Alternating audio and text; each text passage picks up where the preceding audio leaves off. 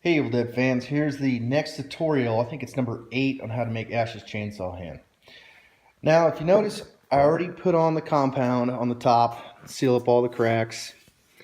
And I did drill a couple holes here to hold in the handle, but I think what I'm going to do is just have it attached from the bottom up so I can keep this nice and sleek.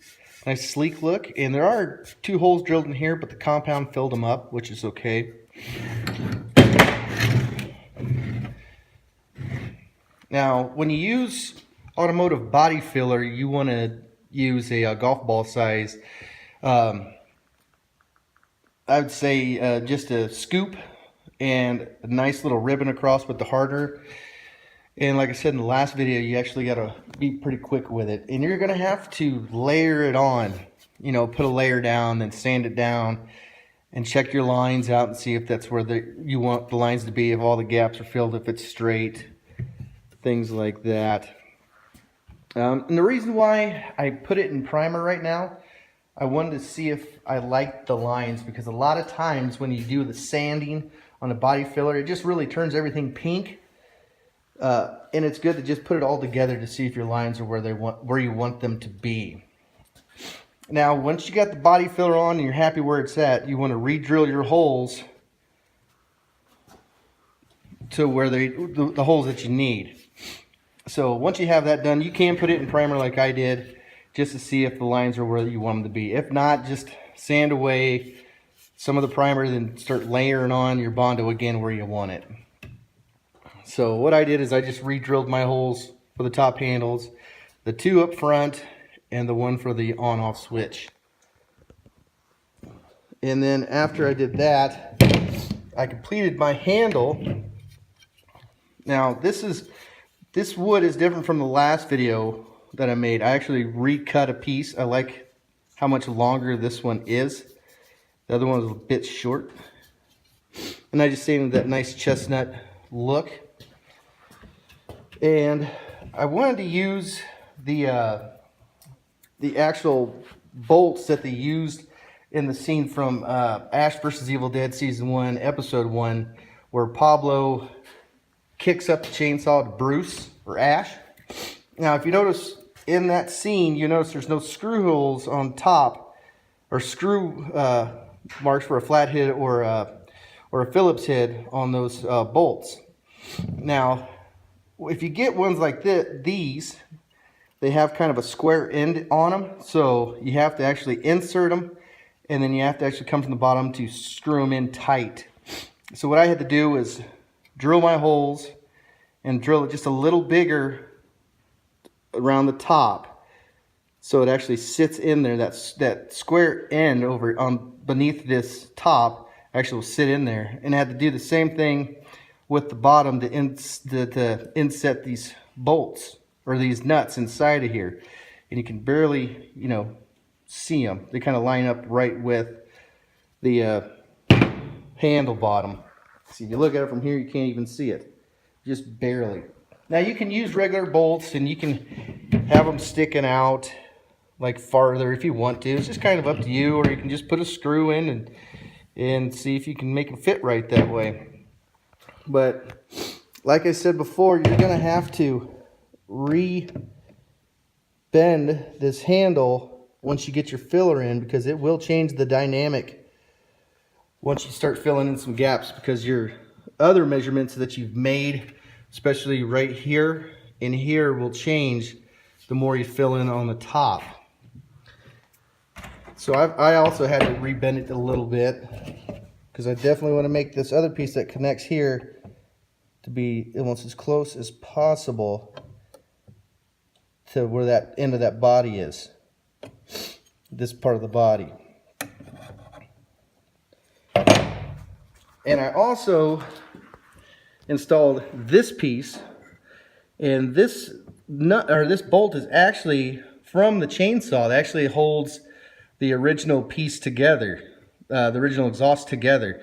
I just reused that, drilled a hole through this metal that I installed, that filler piece, and just put a bolt or a nut in behind it and tightened it down. And I did, you really can't see it, I also did install, see if I can see it, you can't see it, You can kind of see it right there, that mesh piece that was inside of there. Now this whole back side is going to be painted black. I just painted it all primered just to get everything primered up. And there's still a little bit of a gap here, a little one there, but that will be taken care of before it's all completed. The next steps, I am not sure what I'm going to actually do next. I think I'm going to have to start working on the cuff pieces for it. And I was actually going to make my next video on the chainsaw bar, but of course the shipping and eBay is just, it's terrible. It's still at the same place I ordered it from, and it should have been here today, and I ordered it last Friday. So it's looking pretty good. I mean, when you do yours, if you have a smaller hump, great. If you have a bigger hump, whatever. But you got to be, at this point, if you're not happy with what you have top wise, start over. Just start with a brand new one, or see if you can modify the one you have before you start putting the filler on. Or if you don't like it after the filler's on, you might have to remove all the filler that you've already put on there and start over. I've had to do that before. It's not fun, but when you're done with it, you're happy with what you have. Now just a little thing here I want to show you. Now some models I've seen from Ash vs. Evil Dead, this top will actually go down a little farther and kind of be open on the back. I've noticed that. Now, I'm not a fan of that. I like to have everything closed up. Like I've said before, I don't like gaps. So I made mine flush with it, flush with the body in the back, and it's actually closed up on the top. I'm not a fan of gaps. But if that's the route you're going, that's the route you're going, that's fine. But you just need to be happy with what you have so far. And it's really, we're on the, you know, the downhill of getting this done. Now I'm going to put this back on there just to show you a little better picture of how it's starting to look. I'm going to push this back up. Oh, that's the wrong spot. It's got to go there. Yeah, that's where we're at right now. It's actually looking pretty good. Happy with it. I wish it could have I wish I would have spaced these out a little more, but yeah, it's gonna have to work. Can't argue with it now. I don't want to have a bunch of access holes in it, and I don't want to have a ton of filler filling in holes. But I mean, it's a big hump.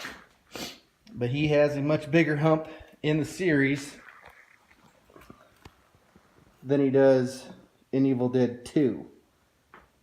But yeah, it's got a nice slope to it. Looks pretty good. I'm still more of a fan of the smaller slope.